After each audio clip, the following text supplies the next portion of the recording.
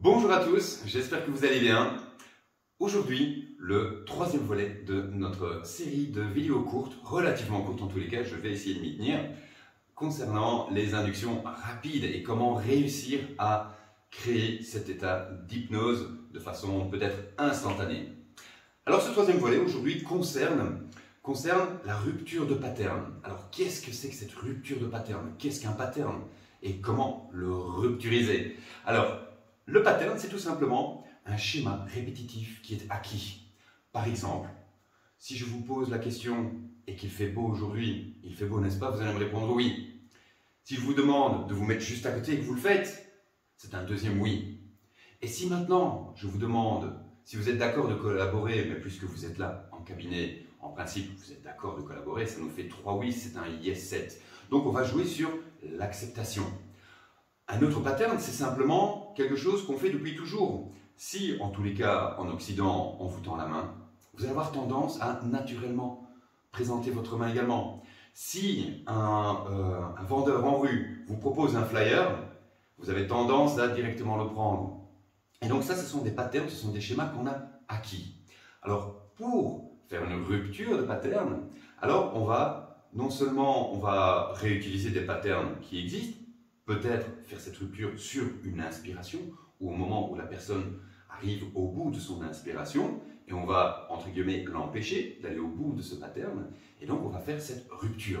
Une rupture de pattern, par exemple, également, pourrait être, vous allez au magasin, vous avez l'habitude que les portes s'ouvrent automatiquement, d'elles-mêmes. Sauf qu'un jour, il y a un problème, une panne électrique, et personne ne l'a indiqué sur la porte.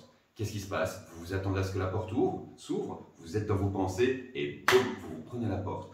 Vous pétez le nez, j'espère pas, j'espère que vous ne vous ferez pas mal, mais néanmoins, au moment où il y a ce choc, le cerveau rentre en ébullition. Pourquoi? Parce que vous posez plein de questions en même temps. Tiens, pourquoi cette porte est fermée? Est-ce que le magasin est fermé? Est-ce que la porte est en panne? Tiens, je me suis fait mal. Est-ce que je saigne? Est-ce que c'est cassé? Est-ce que quelqu'un m'a vu? Donc toutes ces questions vont faire que le cerveau ne sait pas à quoi répondre, en tous les cas pas immédiatement. Et donc, ce qui se passe à ce moment-là, c'est que tout simplement, vous partez un petit peu en vrille. Le cerveau ne sait plus quoi faire. Alors, cette rupture de pattern, on va pouvoir la générer nous-mêmes en faisant un focus interne, en faisant des répétitions, en faisant de la confusion. Alors, il y a plein de moyens d'amener justement cette rupture de pattern ou d'amener ce cerveau en ébullition. Donc, au moment où vous allez faire cette rupture de pattern, c'est quand on aura atteint le summum finalement, l'apothéose de cette saturation et de cette acceptation, de ces acceptations successives. La rupture de pattern, elle, alors, peut paraître violente quand on voit de l'extérieur, quand on voit un mesmer qui vous dit dors. Et en fait, c'est très très doux.